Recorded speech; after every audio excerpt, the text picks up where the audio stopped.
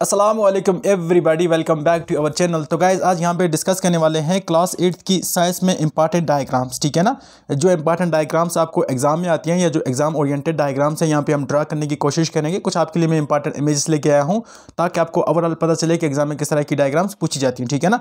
अच्छा, क्वेश्चन पैदा होता है सर आपके लिए इंपॉर्टेंट कौन कौन सी डायग्राम्स है, तो याद रखना एक आपको वहाँ पे आई की डायग्राम आ सकती है, आई की आ सकती है, या आपको किसकी आ सकती है, reflection of light. Reflection of light आपको वहाँ पे रिप्रेजेंट करना पड़ेगा थ्रू ए प्लेन सरफेस या स्मूथ सरफेस से आपको शो करना पड़ेगा।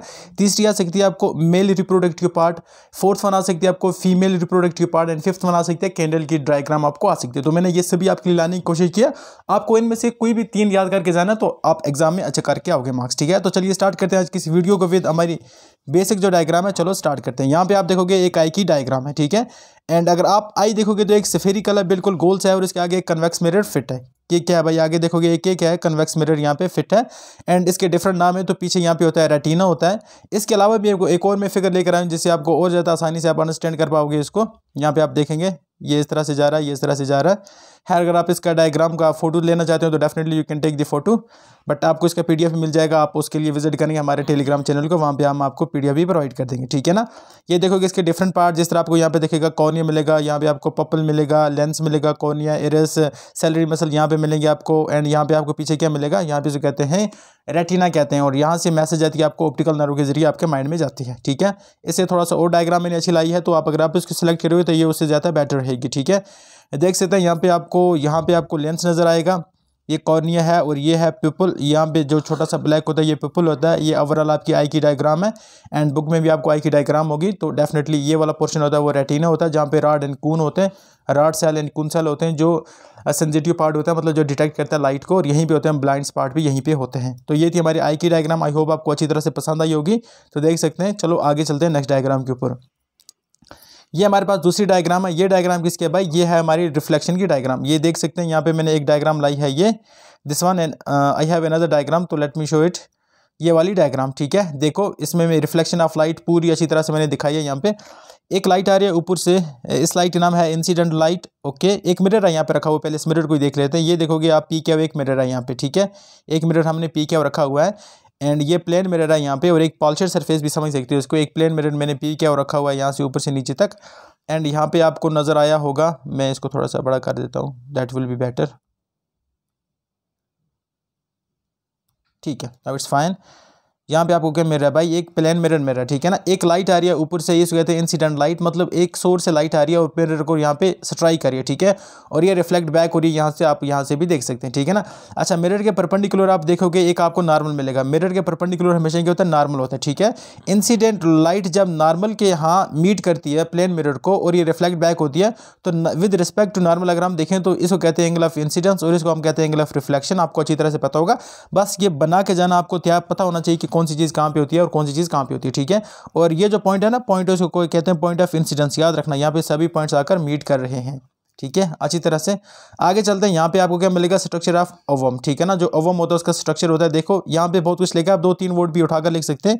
एक ऊपर वाला फोलिकल सेल लिख सकते हैं, एक नीचे वाला न्यूक्लियस लिख सकते हैं, और एक साइटोप्लाज्म लिख सकते हैं। ये 3 भी काफ़ी हो जाएंगे। ये आपको ओवम का स्ट्रक्चर होगा, जो फीमेल एवरी मंथ उनको होता है। ठीक है, यहाँ पे आप देखें जो फर्टिलाइजेशन होती है, फर्टिलाइजेशन के टाइम ऐसा होता है, यहाँ पे देखोगे तो ये आ रहा है ऊपर से स्पर्म आ रहा है, एंड यहाँ पे अंदर एग है, एंड ये फीमेल के एग है, एंड यहाँ पे आप आराम से इसको देख सकते हैं।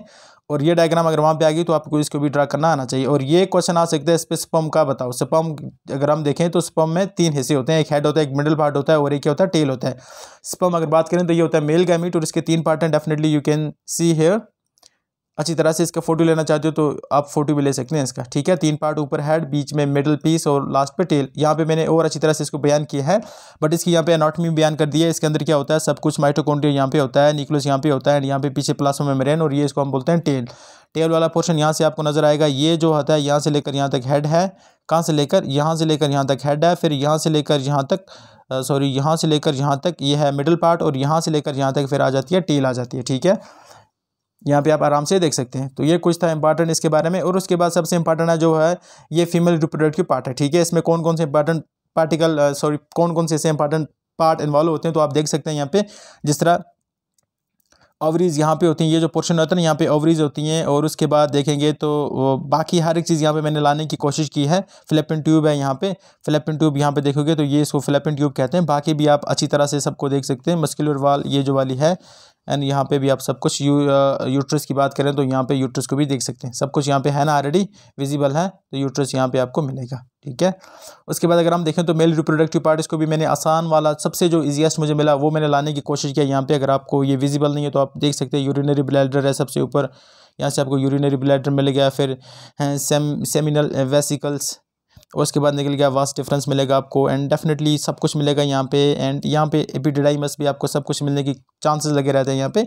इसमें से आपको टोटल 3 डायग्राम याद करके जाना था कि अगर आपको इन चांस अगर एग्जाम में आती है तब आप लिखे आओगे, ठीक है ना। अब इसकी श्योरिटी भी नहीं आएगी या नहीं आएगी, बट वी एक्सपेक्ट कि अगर एक आती है तो आप वहाँ पर आराम से करके आएंगे, ठीक है।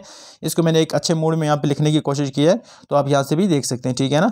यहाँ से भी आप ये होता है मेल रिप्रोडक्टिव पार्ट, आप आराम से भी यहाँ पे देख सकते हैं। तो ये थी हमारे कुछ इंपॉर्टेंट फिगर्स किसके बारे में भाई, ये थी हमारे इंपॉर्टेंट फिगर क्लास 8 के बारे में। देखो हमने इसके पैरेलल में ऑलरेडी क्लास 8 के जो इंपॉर्टेंट एमसीक्यू वो सीरीज है, जो आपको एमसीक्यू पूछे जाते हैं पेपर्स में, उसके ऊपर भी हमने वीडियो बना रखी है। वो वीडियो आपको मिलेंगे एजुकेट ऑल राशिद पे, EDUCATE एजुकेट ऑल, और साथ में आपको लिखना पड़ेगा राशिद RAASHADZ। यहाँ पे आपको 5 से 10 मिनट की पूरी वीडियोस मिलेंगी, और यहाँ पे हमने पूरा जो भी इंपॉर्टेंट एमसीक्यूज आएंगे हर एक चैप्टर से हमने लेने की कोशिश की है। आपके वहाँ पे जाके कंसेप्ट क्लियर हो जाएंगे। तो ज़रूर यहाँ पे वीडियो आप देख सकते हैं। तो मिलते हैं और वीडियो में, तब तक के लिए अल्लाह हाफ़िज़, थैंक यू।